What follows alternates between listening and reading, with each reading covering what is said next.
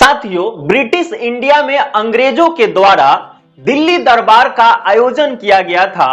12 दिसंबर 1911 को king George पंचम और क्वीन मेरी भारत आए। औपचारिक रूप से इस दिल्ली दरबार में इन्होंने घोषणा किया कि अब भारत की राजधानी कोलकाता से दिल्ली हस्तांतरित की जाती है।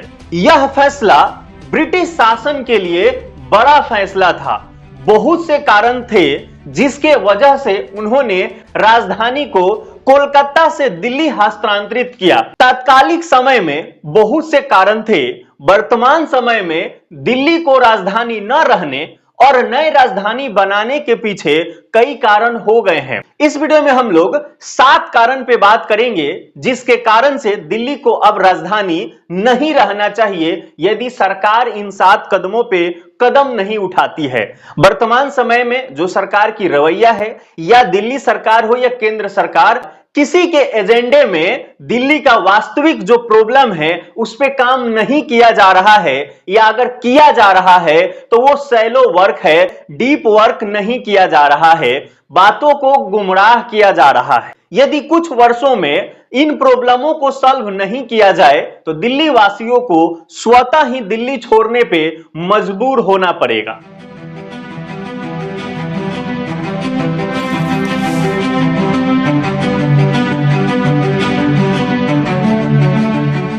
नमस्कार, मैं हूं अनूप कुमार और आपका इस चैनल पर स्वागत है। साथियों, 1970 में स्थापित केंद्रीय भूजल बोर्ड ने 2025 का रिपोर्ट प्रकाशित किया है। उसमें उसने बताया है कि लगभग 14% नमूनों में यूरेनियम पाया गया है। केंद्रीय भूजल बोर्ड ने दिल्ली से 103 नमूने जल के एकत्रित किए।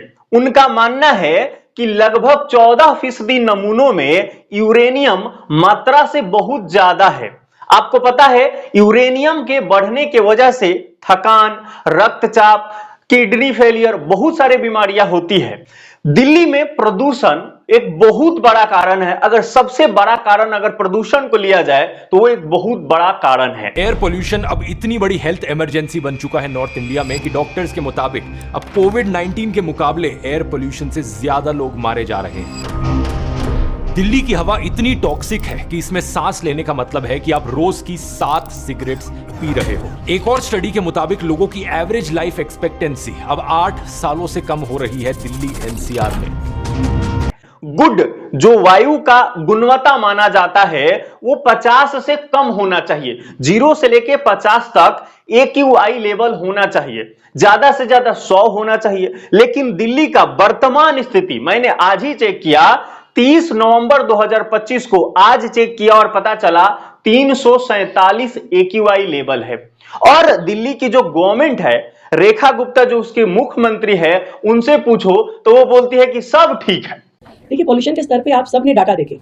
पिछले जो सरकारों के दौरान दिवाली वाले दिन का जो डाटा था और अगले दिन का डाटा था, हमारे कार्यकाल में वो डाटा कम हुआ है, बढ़ा नहीं है, कतई नहीं बढ़ा है।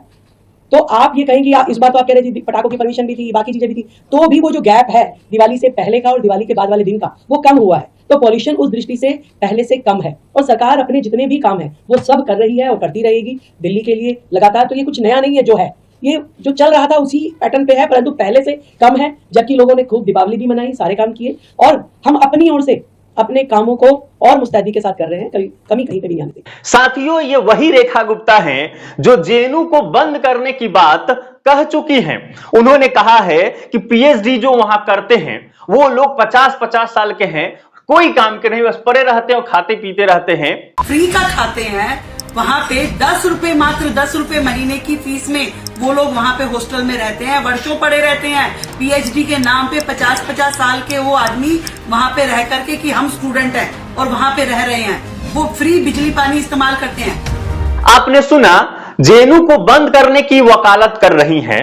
साइंटिफिक टेम्परामेंट की बात संविधान के आर्टिकल 51A में जो मूल कर्तव्य है उसमें चर्चा किया गया है कि साइंटिफिक टेम्परामेंट होना चाहिए। ये रेखा गुप्ता गाय के गोबर से संबंध बहुत मजबूत तरीके से रखती हैं और जो मूल मुद्दे हैं उस पर बात ना करके ये इधर उधर की बातें ज्यादा करती हैं। यदि ये काम की बात करती तो दिल्ली के बारे में सोचती और उसके हर एंगल से विकास के बारे में सोचती और उनका एजेंसियों पे बहुत अच्छा कोऑर्डिनेशन रहता। और अगर एजेंसियां बहुत अच्छा से काम करती तो दिल्ली लाल किला के पास बम ब्लास्ट नहीं होता। दिल्ली में जो लॉ ऑर्डर का मामला है उसमें भी बहुत सारे खामियां देखा जा सकता है। वहां पे बहुत सारे जो सामान बिकते हैं उसमें भी उसकी गुणवत्ता को लेकर के भी बहुत सारे शिकायत आम बात हो गया है। अलग अलग न्यूज़पेपर आर्टिकल्स में भी वहां जो बिकने वाले जो खान पान के सामान है उसमें भी बहुत सारे मिलावट के संकेत, मिलावट के जो न्यूज है वो आम हो गए हैं, आते रहता है। हाल ही में दैनिक जागरण में एक रिपोर्ट छपा था कि दिल्ली में जो बिकने वाला भुना हुआ चना है जिसको पौष्टिक आहार माना जाता है उसमें भी औद्योगिक डाई का संकेत मिला है। औरामाइन ओ चने में मिलाकर बेचा जा रहा है जिसके वजह से स्वास्थ्य को लेकर बहुत बड़ा खतरा हो सकता है। एक्सपर्ट के मुताबिक जब औरामाइन ओ को पौष्टिक चीजों में मिला दी जाती है तो वह निश्चित ही जहर बन जाता है। औद्योगिक डाई, औद्योगिक चीजों में प्रयोग करने वाला जो चीज है उसको चनों पे डाई किया जा रहा है, उसको रंग दिया जा रहा है। इसे खाने के बाद जब ये शरीर में जाता है तो लीवर, किडनी और कैंसर जैसे कई बीमारियों को बढ़ावा देने वाला कारक होता है। यह मिलावट राजधानी दिल्ली के लाजपत नगर जैसे प्रमुख बाजारों में बिक रहे भुने चने में पाई गई है।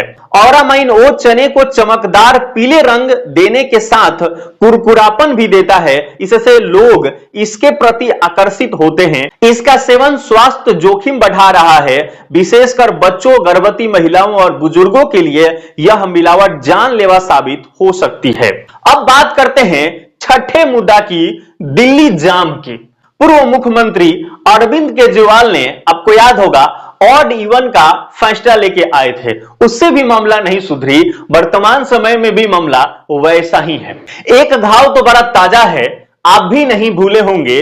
दिल्ली में चल रहे कोचिंग के बेसमेंट में पानी घुस गया और उसमें विद्यार्थियों का मौत तक हो गया। तो दिल्ली में समय समय पे जो बारिश का मौसम आता है हमारे भारत देश का खूबसूरती है, यह निश्चित समय पे आता है, फिर भी सरकार बाढ़ से निजात नहीं पा रही है। सीएम रेखा गुप्ता धार्मिक नीतियों के तहत कुछ दिन बाद ये ना कहने लगे कि इंद्रदेव को पूजा करने से ये बाढ़ जो है दिल्ली में नहीं आएगा, क्योंकि बारिश ही नहीं होगा। अब बात करते हैं लास्ट मुद्दे की, दिल्ली के बेकार कचरा प्रबंधन का। अलग अलग स्थानों पे कचरे की वजह से बहुत सारी बीमारियां उत्पन्न हो जा रही हैं और बहुत बड़े बड़े पहाड़ जैसा कचरे का टीला नजर आते हैं दिल्ली के समीप।